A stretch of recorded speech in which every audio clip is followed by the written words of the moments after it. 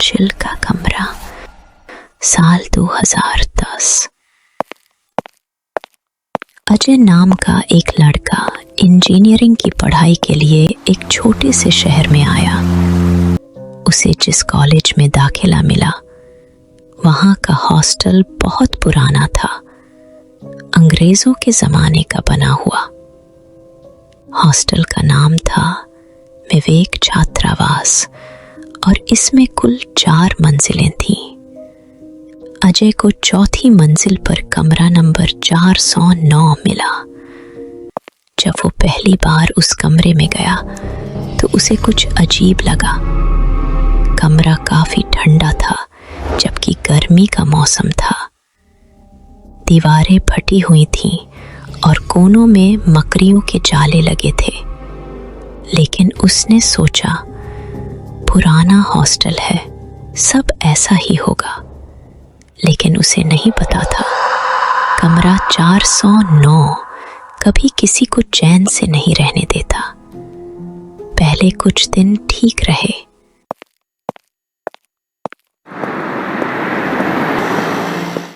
लेकिन तीसरे दिन से अजय को रात के समय अजीब आवाजें सुनाई देने लगी, जैसे कोई कमरे में चल रहा हो,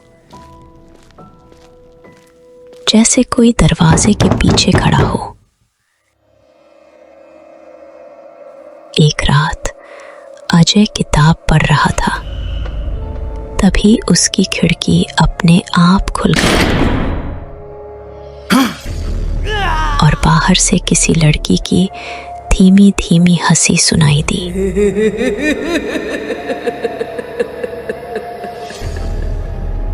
उसने झांक कर देखा, कोई नहीं था, लेकिन खिड़की पर एक गीली हथेली का निशान जरूर था। वो डर गया।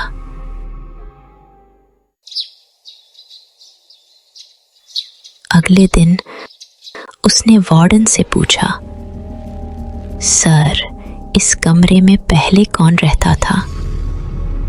वार्डन ने घबरा कर कहा, तुमसे पहले जो लड़का यहाँ था, उसने खिड़की से कूदकर खुदकुशी कर ली थी।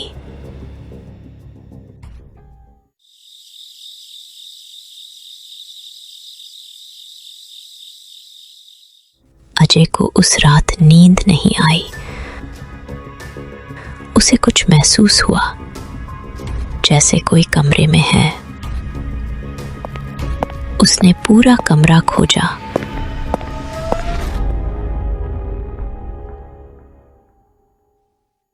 और अलमारी के पीछे एक पुरानी डायरी मिली। डायरी रोहित नाम के लड़के की थी, वही जिसने खुदकुशी की थी।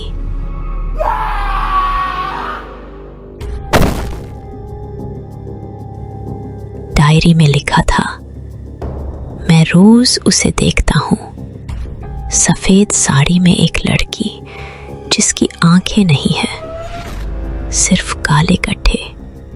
वो मुझसे कहती है, नीचे आओ, नीचे आओ, मैं इंतजार कर रही हूँ। अजय की रूह कांप गई।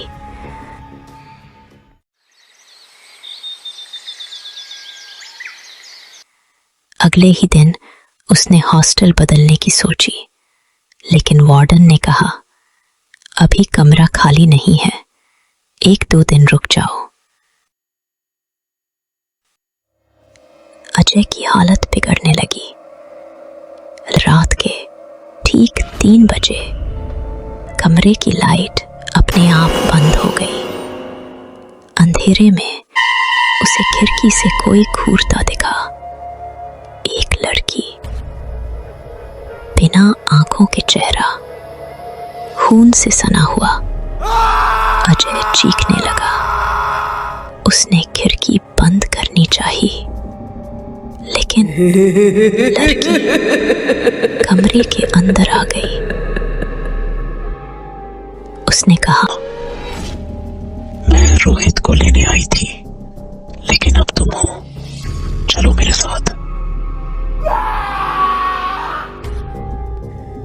अजय को कुछ याद नहीं। उसे होश आया तो वह अस्पताल में था। डॉक्टर ने बताया कि अजय को बेहोशी की हालत में हॉस्टल की छत पर पाया गया था। वह कूदने ही वाला था। जब पुलिस ने उस कमरे की जांच की तो खिड़की के पास दीवार में एक गुप्त दराज मिली। उसमें एक लड़की की फोटो और एक पुराना कागज था जिसमें लिखा था, प्रिय मीरा, मैं तुम्हें बहुत प्यार करता हूं, लेकिन अब यह समाज हमें अलग कर रहा है। हम एक साथ मरेंगे। मीरा और रोहित कॉलेज में प्रेमी थे, लेकिन मीरा ने हॉस्टल की चौथी मंजिल से कूदकर जान दे दी थी। तब से उसकी आत्मा कमरा 409 में भटकती रही, रोहित को खोजती हुई। अजय ने कॉलेज छोड़ दिया।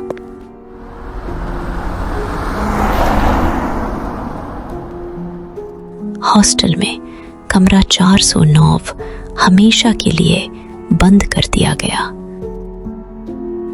लेकिन कहते हैं, कभी कभी रात के 3 बजे उस कमरे से किसी लड़की की हंसी आज भी सुनाई देती है और खिड़की पर गीले हाथों के निशान पड़ जाते हैं, और जो उस आवाज के पीछे जाता है कभी लौट कर नहीं आता। बहुत समय पहले की बात है। भारत के उत्तर में बसा था एक रहस्यमयी गांव, अंदेश्वर। ये गांव ना तो नक्शों में दिखता था, ना ही किसी राज्य की सीमा में आता। गांव के एक छोर पर था एक प्राचीन टूटा फूटा मंदिर और उसके पीछे एक वीरान कुटिया जहां कोई नहीं जाता था। वहां रहता था रणबीर, एक सन्यासी जो तांत्रिक विद्या में पारंगत था। कभी वो एक ज्ञानी ब्राह्मण था, पर धीरे धीरे उसे शक्ति का लालच निगल गया। रणबीर दिन रात एक ही मंत्र दोहराता, ओम ह्रीम कालिका शक्ति स्वाहा। वो बलि देता, कभी जानवरों की, कभी जंगल में मिले छोटे जीवों की। उसका कहना था, जब तक मृत्यु को नहीं जीतता मेरी साधना अधूरी है। एक दिन एक पुरानी ग्रंथ में उसे एक मंत्र मिला, कामिनी मंत्र, जो किसी मायावी आत्मा को बुलाने की शक्ति रखता था। लेकिन एक चेतावनी भी थी, जो इससे सौदा करेगा वो हर अमावस्या अपनी चेतना खो देगा और अंत में आत्मा भी। पर रणबीर ने अनदेखी की। उसने तांत्रिक रेखाएं खींची, शव पर बैठकर साधना की। कालिका शक्ति स्वाहा।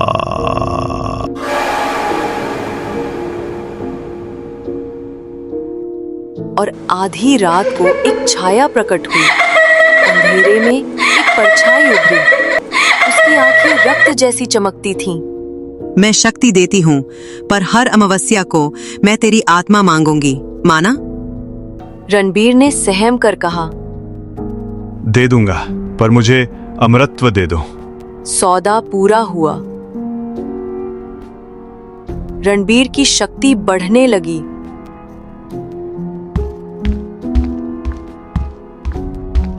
लोग डरने लगे।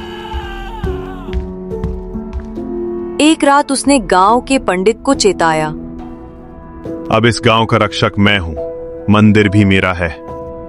पंडित ने चेताया, जिसने आत्मा से सौदा किया है वो ना खुद का होगा ना ईश्वर का। पर रणबीर ने उसे मंदिर से बाहर निकाल दिया। हर अमावस्या को रणबीर को एक भयानक सपना आता। वो खुद को आग में जलता देखता।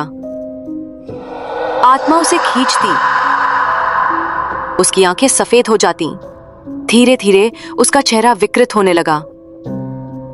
अब वो दिन में मंदिर में रहता, रात को कुटिया में, अकेला और डरावना। गांव वालों ने मंदिर जाना छोड़ दिया।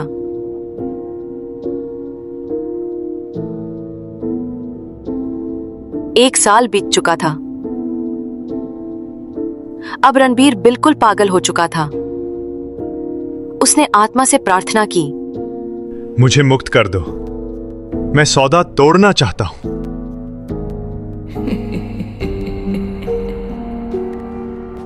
जिसे तूने चुना उससे कोई भाग नहीं सकता। उस रात आकाश लाल हो गया।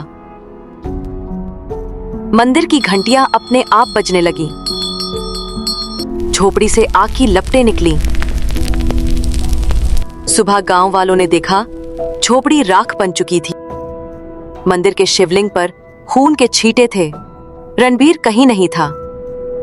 मंदिर के पीछे एक शिला पर लिखा था, जो भी आत्मा को सौंपे अपना अस्तित्व, वो फिर किसी जन्म में भी स्वयं का नहीं रह पाता।